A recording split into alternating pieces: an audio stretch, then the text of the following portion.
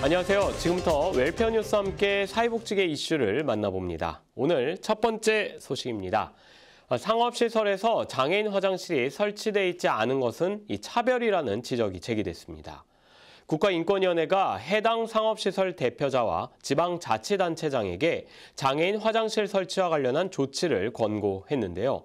국가인권위에 따르면 전동 휠체어를 이용하는 진정인은 전망대와 카페 등을 운영하는 상업시설을 방문했지만 해당 업장에는 장애인 화장실이 설치되어 있지 않아 이 화장실을 이용할 수 없었습니다.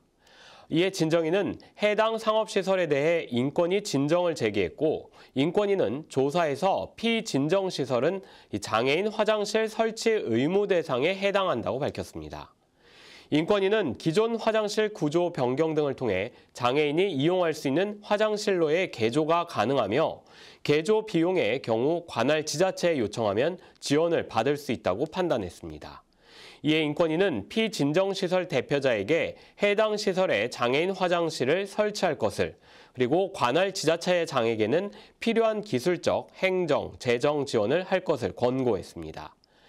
이번 사안에서 짚고 넘어가야 할 부분은 공공건물이나 민간건물은 설계 단계부터 건물의 완공까지 법을 잘 준수하고 있는지에 대한 관리 감독 체계가 나름 있다는 것입니다.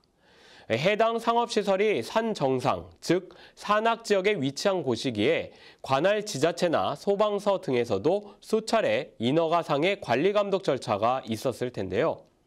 단순히 장애인 화장실의 미설치에 따른 진정 사건으로만 바라볼 게 아니라 인허가 과정에서의 실제적 관리 감독이 정상적으로 작동됐는지에 대해서도 살펴봐야 할 것입니다.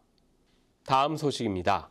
장애인을 위한 특별교통수단 이용에 지자체마다 요구하는 서류와 절차가 달라 불편하다는 지적이 나왔습니다. 장애인 제도 개선 솔루션은 장애인이 보다 쉽고 편리하게 이용할 수 있도록 서류와 절차를 통합해 운영해야 한다며 관련 부처와 지자체에 제도 개선을 요청했습니다. 한 예로 서울에 거주하는 시각장애인 A씨는 전국체전에 참가하기 위해 지난 10월 김해시를 찾았다 큰 불편을 겪었다고 합니다. A씨는 김해로 가는 기차가 없어서 부산에서 내려 특별교통수단을 신청했지만 이용할 수 없었고 부산과 김해 각각의 신청서와 서류를 제출해야 했기 때문이었습니다. 각 지자체마다 승인 시점과 필요한 서류가 상이에 문제가 발생한 것입니다. 즉, 한 지역에서 승인된 특별교통수단 서비스를 다른 지역에서 이용하려면 별도의 신청 절차를 밟아야 하고 승인을 받는 데는 일주일에서 최대 한 달이 소요될 수도 있다는 점입니다. 이는 전국으로 이동하는 장애인이나 여행을 계획하는 장애인에게는 상당한 제약일 수밖에 없는 현실인데요. 이에 장애인 제도 개선 솔루션은 국토교통부에 해당 사안의 개선을 요청한 상태입니다. 더 자세한 뉴스는 장애인 신문과 웰페어 뉴스 홈페이지를 통해 확인할 수 있습니다.